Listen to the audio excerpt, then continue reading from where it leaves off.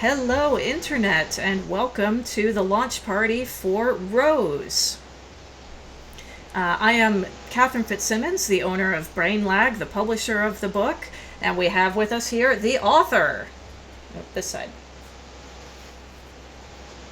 Hello. So, how are you doing tonight, Mike? I'm doing well, thank you. I'm How are well, you? thank you. Lo- Excellent. Lockdown treating you okay? Yeah, I'm fairly solitary to begin with, so I've got, my recording studio and my laptop and such, so I'm actually doing pretty That's well. good. Yeah. So, tell us about Rose. Well, it's a novel, and it's about a woman who was recovering from a heart transplant when the donor shows up looking for her. Very cool. And where did the idea for Rose come from? That's a really good question. I'm not really sure. I don't actually remember having that idea, going, hey, this would be cool. I started writing it a while ago and sort of put it aside. It took a long time to figure out who the POV character was, and I wrote some other stuff in between, and then it just kind of, some things dawned on me that I don't want to say because it's a little spoilerish, and so I just sat down. I was working a job. I was working till midnights, and it was a job where you just sort of sit around and wait for things to break. And so I would bring my iPad with me and just write it there. And just it took me a few months of kind of being constantly interrupted because they're paying me. So so to get back to your actual question, I'm not really sure where the idea came from. It just kind of gradually developed as a hodgepodge of different things, and as they came together, the story sort of unveiled itself to me. Cool. And to High Heels Lo-Fi, thank you for the comment on the kitty headphones. I do enjoy them. So, I guess that kind of answers my question, my next question, because I was wondering, you're a musician first, right? Yeah, since I was little, I've sort of dabbled in all sorts of arts, but music became very serious about the time I was 12 and has kind of stayed that way. So it was mainly like working this job when you had a lot of downtime that you decided you wanted to write a book? No, I've been writing for longer than that. I've been writing for, I can't believe it's been probably close to 20 years now, actually. Okay. Um, that started because High Heels Lo-Fi in chat, who is my lovely wife, when we first started dating, she was super into poetry, and she would take me out to poetry readings. And this is very mean, but there was a poet there who was very, very terrible. And I wrote a piece taunting him and just went on stage during open mic and did this piece in front of this person who didn't realize it was about them. And it's terrible. I'm a horrible person. I realize this, but it was funny at the time. And that night I was offered a feature having never read anything before. And I went, well, I guess I better write some poetry then.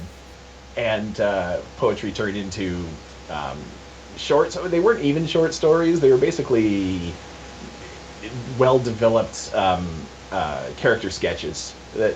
So those sort of became short stories, and then eventually one day I said I'm going to write a novel, and I failed at that on a number of occasions, writing mostly novellas, and then eventually managed to start getting stuff up to where I could write novels, and I wrote a few of those before finally hitting on Rose.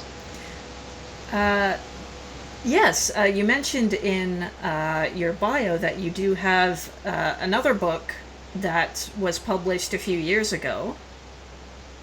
Yeah, a book called Operation Dickhead.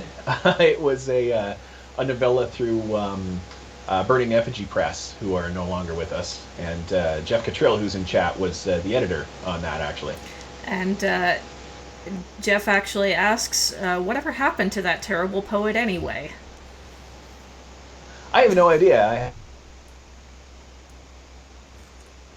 and I have not seen or heard anything from that in a number of years. I wish him well. He just wasn't very good. Yeah, I think we're all familiar with that type of writer. Oh, sure. So, you mentioned your comedy, and that's definitely one of the high points in Rose. And Mhm. uh, I know it's, the Whedon comparison, but it reminded me of Firefly in the fact that it's so natural and it just fires off so fast, you can almost miss it. And Okay. I loved the humor in Rose. Do you have any insight into how you worked the jokes in there? They just sort of happen naturally from the plot. I think that I have a sort of natural tendency to look at a situation and see where it's funny. And so as I was writing it, I didn't intend it to be a comedy, but I can't seem to help that the sarcasm comes out, which often gets me in trouble in the workplace and things like that, where I'm not taking things seriously. But in this case, I think it worked out quite nicely. It did. I laughed out loud so many times reading this book. I just That's love excellent. it. Excellent. I'm glad to hear. Oh yes, I loved this book every time I read it, and I hope it's not giving away too much to say that also it's one of the sweetest endings to a book that I've ever read. And I'm very happy with the ending, I gotta say. yes, it I was came up with lovely. that And and I was like, I'm not oh, I like I'm not this. even talking about the ending in general, but like the very last line of the book was just Yeah, so sweet, and I love it, and it's just so funny that such a such a poignant ending like that would come from a horror novel as well as a comedy novel, but it worked so beautifully. I'm glad to hear that. I sort of came up with the ending. I like to have an ending before I even start seriously writing, so I kind of had that in mind already. And when I actually wrote it, I got a little verklempt. I was like, I like this. This is. I'm pretty sure this is a good ending. So I feel if I like it, then other people will like it too. I think that's fair. That's my hypothesis. I would say it worked. So, how Yeah. much Well, that's good. of the story was pantsed or plotted? It's all plotted. Oh, I'm not good enough to pants. okay. I have everything very worked out before I start actually writing. I've tried pantsing and I've tried it a couple times. It's always been a disaster. Whereas plotting it works out much more nicely. Okay. It's interesting the different methods that each author uses to create a book, and as I like to say, there's no Yeah. wrong way to write a book. It, Oh, absolutely, absolutely. Some of my favorite books I know were pantsed, and I see that I find out that they just made it up like as they were going, and I'm like, how did I you know. do that? Because it all seems cohesive. Uh, I think there's a lot of rewriting with it pantsing, could be. perhaps not always, but often. It could be. So What amazed me is yeah, but it certainly has. even George R. R. Martin pantses A Song of Ice and Fire. Does it Apparently. really? That that's a lot to I know, pants. yeah. I guess maybe that's why it's taking him so long to get book 7 out, but That could do it. That could do it. Also, I have to wonder if there's a certain because it's been so successful that he's maybe has some pressure on him that this one has to be as good as the other ones. I don't yeah. know. That would be a weird to be, I think. Well, you did have a nice, very clean ending for Rose, but do you have any other works related to it in mind for the future? Related to Rose, no. I have a number of things in mind, but I have a number of books sort of in partial uh, finished states, and actually I've written one since then that's done, but I'm not sure how done at this point. But as far as Rose goes, I feel like um, it's self-contained. I don't think it needs a sequel or anything like that. But that could change if I came up with an idea that I had to write, and I went, "This is another Rose universe story." Then obviously Mm-hmm. I'd do it. But at this point, I think it just it's its own little thing, and I feel not everything needs a sequel, and this might be one of those Yeah, things. and it is a very nicely contained standalone book. Well, thank you. Um, what else? Chat, do you have any questions? We are here at your Yeah, come on, service. chat. I wish the Twitch player would allow me to choose a bitrate below 720. Uh, I don't know about that, sorry. Yeah, I think 720 is the lowest on Hmm. Twitch. I'm not So entirely JD sure. Deluzio asks, does music influence your writing? Yeah, yeah, it does. Music actually shows up a lot. Certainly in Rose. Rose herself is a big fan of a particular type of music that I won't get into because again, maybe you'll want to read it, and I don't want to spoil anything. But yeah, my own certainly my knowledge of not just making music but listening to music, my fandom of not just music but of things like Star Wars and stuff like that all comes out into my writing as well. I think I don't see how it could be any other way, quite frankly. So, You have to write what out. so what is your uh, writing space? Like, do you need music on to write? Do you need silence? Is there what mindset and what environment do you need to write? Right. I cannot write with music on because I end up listening to the music, even instrumentals. I've got a reasonably extensive-ish theory background, so I can't just let an instrumental roll by because I'm listening to it the same way you might be listening to lyrics. Um, Noise making things like apps that play, waves and stuff like that can be good.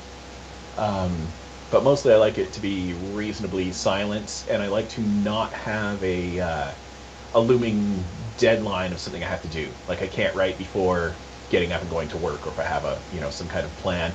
If it's several hours in the future, fine. But um, like I said, I can't. If I've got to leave the house at 9, I can't start writing at 7 because what if I get super into it? Now that being said, of course, like I said, I wrote Rose while working, so I kept getting interrupted in between, but I managed to make it happen anyway.